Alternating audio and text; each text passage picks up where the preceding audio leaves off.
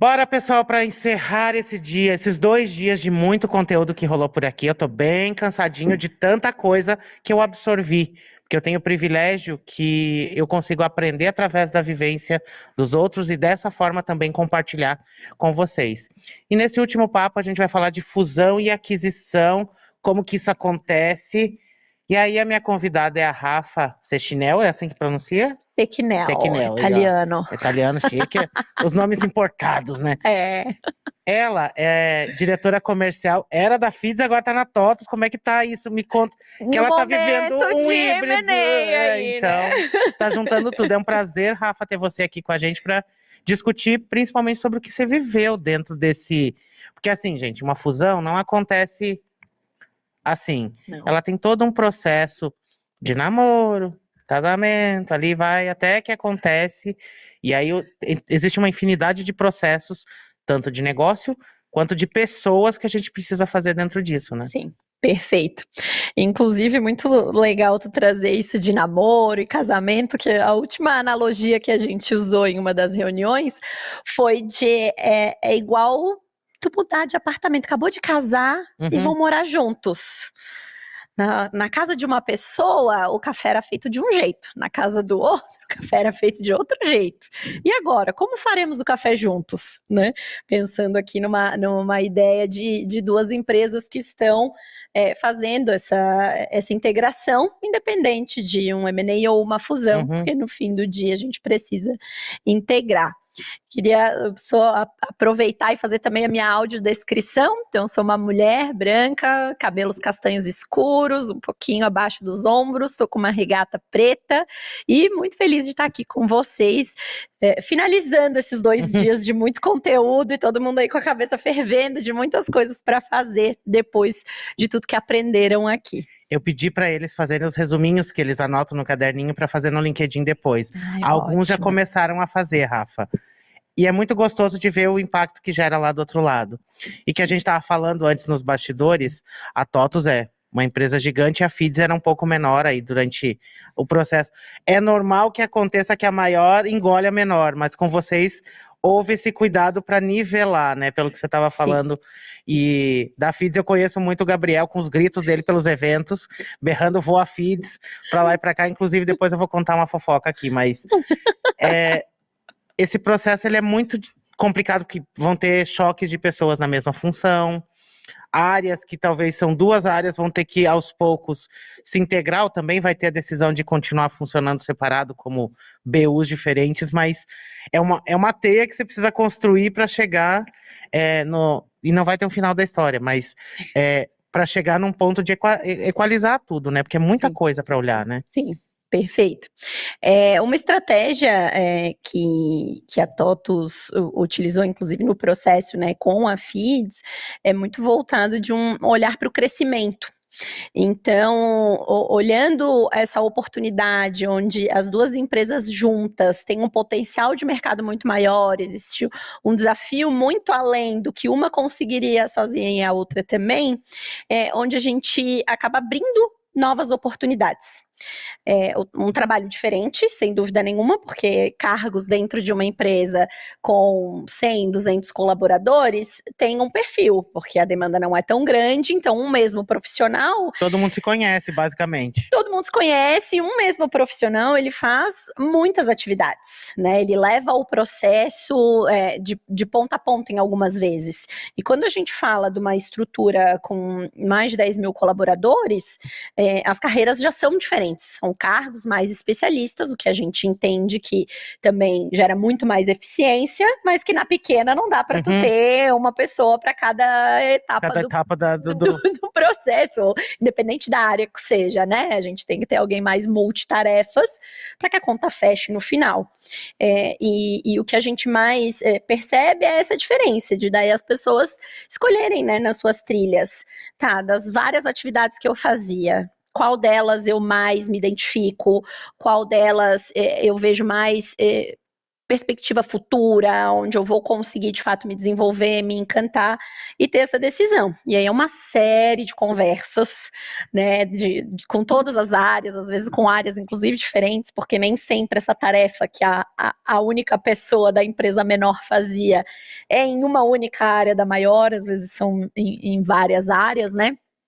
E através de quase um novo processo seletivo, vamos dizer assim, e muita conversa. O legal é ter esse espaço, e falando até um pouquinho de como se preparar, né, para esse processo, eu traria muito paciência e ter muita atenção com qual é a estratégia que levou aquele processo a acontecer, né? O porquê que a empresa buscou uma outra empresa para comprá-la ou para fazer a fusão, e qual é a estratégia futura, porque isso vai ajudar o RH a ter um melhor direcionamento e olhar mais para a gestão da mudança num formato que tenha um impacto menor nas pessoas, onde as pessoas se sintam mais seguras, porque no final do dia a gente precisa cuidar dessas pessoas que não estão lá 100% conectadas com a estratégia e o porquê que isso aconteceu, e a primeira coisa que vem na cabeça é mais no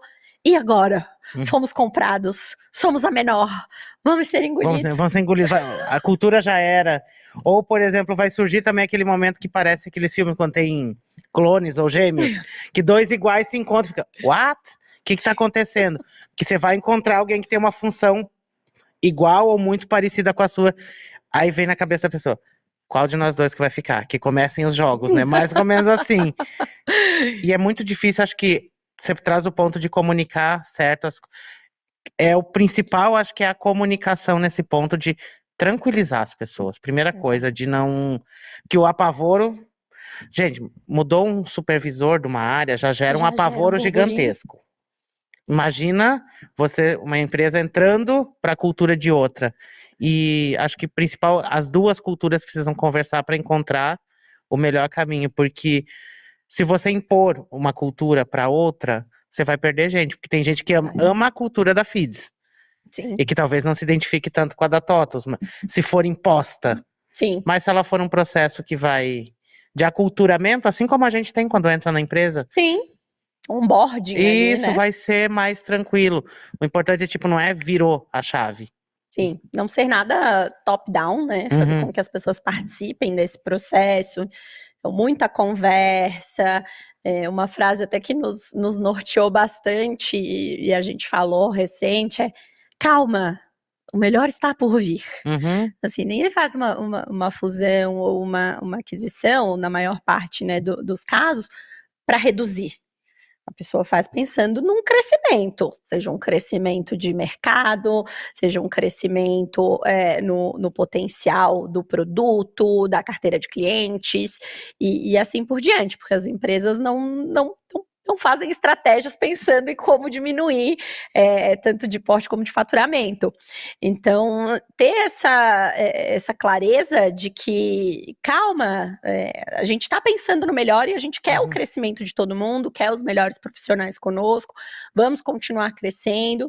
Então, é uma fase de encontro e de encaixe, onde os dois lados precisam se conhecer. E na maioria das vezes, salvo alguns casos que uma empresa compra a outra para matar um concorrente, digamos assim, Sim. Na maioria das vezes eu compro outra que tem um produto que eu gostaria de ter, mas que desenvolver vai demandar mais tempo. Exato. Então eu prefiro trazer essa solução para dentro do meu ecossistema de solução. Mas o trazer essa solução não é só o código-fonte daquele software. São as pessoas que construíram aquela ferramenta. Porque se aquela ferramenta deu certo, por exemplo, eu conheço a Feeds desde os primórdios.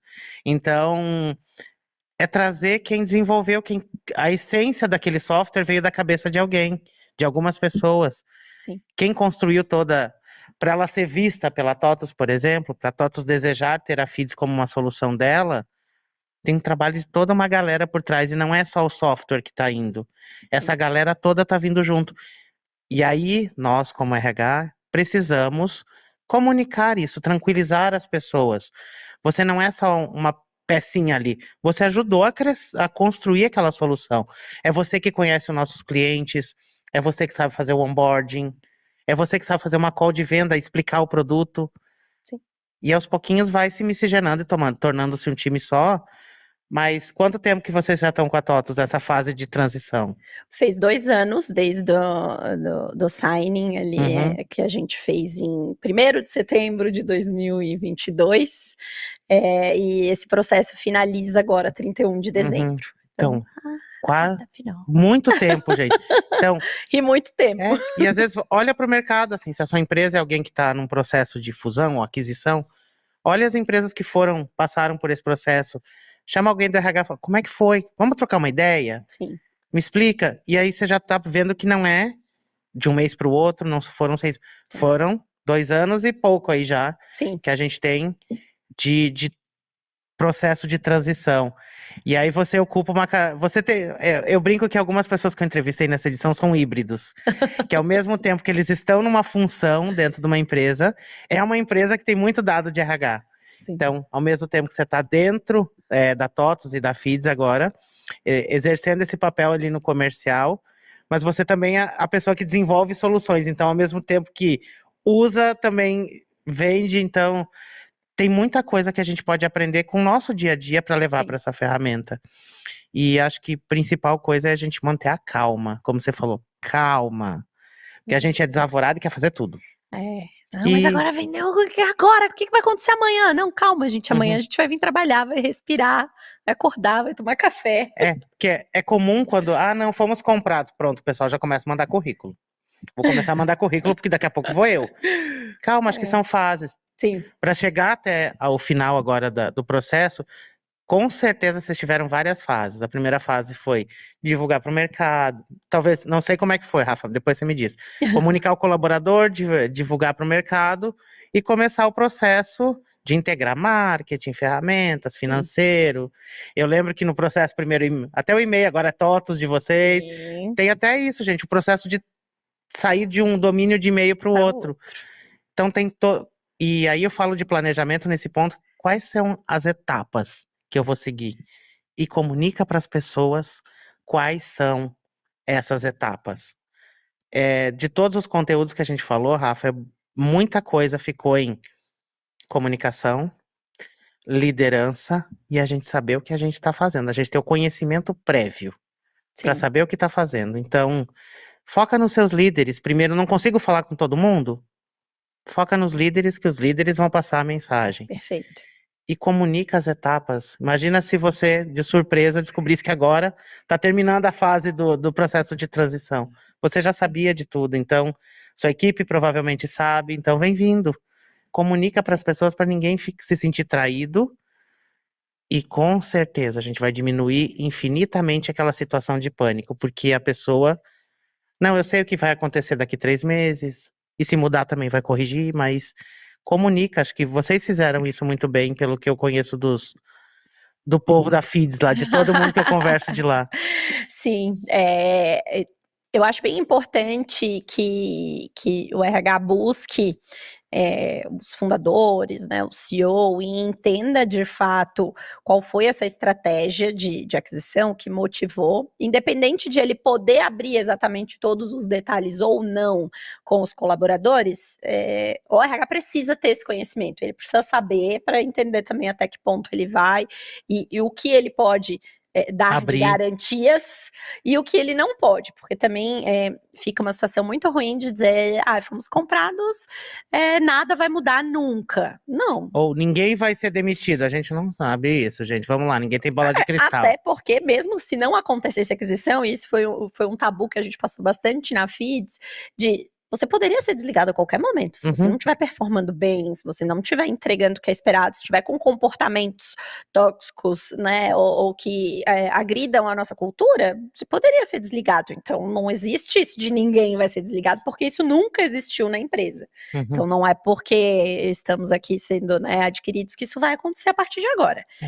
E o outro ponto por ser uma empresa de capital aberto a todos, a gente não podia comunicar primeiro os colaboradores. O primeiro a ser comunicado é o mercado, é Tá. um comunicado oficial, né? Então a gente fez todo o preparo, e isso muda dependendo da empresa, por isso que é importante, né, sempre entender quais são as restrições que existem, o que pode, o que não pode fazer. E mesmo a gente querendo muito comunicar primeiro os nossos colaboradores, Temos regras a temos seguir. regras a seguir e assim por diante, mas já deixamos planejado de saber quando que sai a comunicação, e aí sim já falar com todo mundo, chamar primeiro os líderes, tirar todas as dúvidas dos líderes, porque os colaboradores vão procurar, né, os seus líderes, seu ponto focal, seu ponto de confiança, aquela pessoa que eles estão mais em contato no dia a dia para tirar as dúvidas. E isso ir acontecendo nessas camadas de confiança, porque no fim do dia, para esse processo, a confiança é o que eu vejo que mais traz essa diferença, né? E quando a mensagem vem de um interlocutor ao qual eu confio, eu convivo e tá lá no dia a dia comigo, ela é recebida muito melhor do que quando aparece uma pessoa que vem em alguns comunicados, né, e traz aquela mensagem bem geral, bem padrão, e todo mundo é obrigado a aceitar e engolir a mensagem. Então, trazendo, né, o mais próximo possível de cada um, é onde vai ter mais sucesso. E comunicação não adianta. O tempo passa, o tempo voa e continua a gente com o mesmo gap, né? Acho que você traz um ponto principal, Rafa, que eu peguei da tua fala, que a gente não podia falar para o colaborador, mas na sequência já estava engatilhado para eu preparar os meus líderes. Várias vezes, quando eu fui liderança, as notícias ruins eram jogadas para eu falar porque o meu gestor não queria responder perguntas. E aí eu já passei por algumas saias justas, principalmente quando mudava a comissão. Que daí ele só falava, vai mudar e vocês que se lasquem. Mas preparar esse líder para que ele esteja confortável, seguro do que ele está falando, porque é ele que as pessoas vão ouvir. O RH, a gente aparece ou para comunicar alguma coisa que não é tão legal, porque muitas vezes a gente sai da sala para isso, né? A gente não é tão presente. E é o desafio que a gente seja. Mas o líder é a pessoa que está ali com ele no dia a dia, é a pessoa que ele vai ouvir. Você pode falar uma coisa e o líder falar outra, quem que ele vai ouvir? O líder. Então vamos preparar esse líder. E eu vou aproveitar esses 3 minutinhos aqui para contar que a gente tem uma coisa, né, Rafa? Essa semana, hoje, quarta-feira, a Rafa tá comigo aqui no RH Talks, no evento virtual. Semana que vem, eu vou estar com ela no Feeds Day, que acontece aqui em São Paulo, com uma galera de peso que vai estar naquele palco, que já tá todo mundo ensaiando o Voa Feeds. Exatamente. O Gabriel, já tô enxergando ele com o microfone, com o megafone lá. O megafone bombando lá. Conta um pouquinho do evento aqui que vocês estão preparando, porque eu já fui à 3ª edição. A 1ª edição eu era plateia, ninguém me conhecia. A 2ª, eu já estava fervendo com o Gabriel, e essa vez eu vou estar no palco. Então conta o que mais vai acontecer. Então, quero até aproveitar e fazer esse convite. Antes de entrar, eu dei uma olhada, parece que faltavam pouquíssimos ingressos, não quero mentir, mas coisa ali de 5 ingressos, então o sold out está muito próximo. Se você já comprou, então aproveite e vá, porque realmente vai bombar. E até já deixar o convite de postem no LinkedIn esse papo comigo e com o Léo, e deixem lá qual pergunta que vocês gostariam de fazer para a Camila Farani do Shark Tank. Eu vou entrevistá-la, então teremos ela no palco. Olha só, junto comigo, e tô com esse desafio aí de fazer muitas perguntas e a gente conseguir aprender o máximo possível com a Camila. Então, mandem aí suas perguntas, estou nessa fase de desenho. Vai rolar um Shark Tank de RH lá? Então, olha só. Olha, quem sabe aí. Monta a banca. Monta a banca e o empreendedor vai defender a sua solução. Vai defender sua solução. O RH vai defender seu projeto, né? Qual foi o projeto que mais teve impacto na empresa? E aí a Camila vai lá e julga. Imaginem. Olha. Vamos ver. Semana que vem, quem estiver, verá. Então, exatamente. Acontece aqui em São Paulo, no Teatro Sabesp, no Frei Caneca, né? Frei Caneca, que agora exatamente. Eu sempre falo Frei Caneca, mas agora tem outro nome. Então, mudou. Que agora é Sabesp e Frei Caneca. Arrumaram um nome bonito pro negócio. Patrocinadores, né? A gente entende. Rafa, foi um prazer entender um pouquinho de como foi esse processo. E compartilhar com esse RH que a gente fixe 2 pontos. Comunica e foca no líder. É ele que vai te ajudar. E de todo o RH Talks, como de ontem, de hoje, eu quero dizer que planejamento estratégico é sobre a gente saber o que está fazendo, sobre a gente fazer um bom diagnóstico das coisas que estamos fazendo e a gente parar de seguir modinha. Não é porque está todo mundo fazendo que eu tenho que fazer, não é porque a empresa XPTO funcionou que vai funcionar na minha, que a gente tem um livro que se chama Roube como um Artista, que a gente faça isso. A gente olhe para o mundo, olhe para as coisas e pegue o que for melhor para a gente, o que sirva para a minha realidade, o que sirva para o meu negócio. E, principalmente, vamos aprender a mensurar, não quantas horas de treinamento eu gerei, quantas pessoas eu treinei, quantas pessoas eu recrutei, quantas pessoas responderam à pesquisa de clima. Vamos mensurar o quanto que isso rebateu no negócio. Existem indicadores de RH que são importantes sim para a gente olhar. Mas quando a gente sentar numa mesa de reunião com o diretor, a gente fale de resultados, dos nossos resultados que geraram resultados para o negócio. Eu finalizo esse ano, que foi um ano incrível, é o último evento de RH da estrutura do RH Summit desse ano, com o coração quentinho, porque foram 2 edições do RH Talks, o RH Summit, que foi a primeira vez para o físico, e deixando a provocação que ano que vem temos RH Summit de novo. Inclusive, a FIDS vai estar com a gente, né? Pelo que a gente está conversando. Mas agradeço a cada um que ficou por aqui, que troca, que compartilha, e até quem discorda, porque discordar é importante. Quero agradecer a todo o time do Transformação Digital que está por trás das câmeras aqui, que é quem faz isso acontecer, pessoal de produção, de marketing, de tudo. O meu muito obrigado, e daqui a pouco sai um post lá no LinkedIn falando um pouquinho de como foi esse ano, de tudo que a gente construiu por aqui. E eu te espero no próximo ano para a gente tingir São Paulo de novo com o Rosa do RH Summit, presencialmente nos dias 3 e 4 de junho, no Expo Center Norte, com spoiler de que é o dobro do tamanho no ano que vem. Até mais, gente. Obrigado, Rafa, mais uma vez pela parceria. Imagina, eu que agradeço o convite. Tchau, tchau, pessoal. Até breve, ou a gente se encontra por aí em algum evento da vida.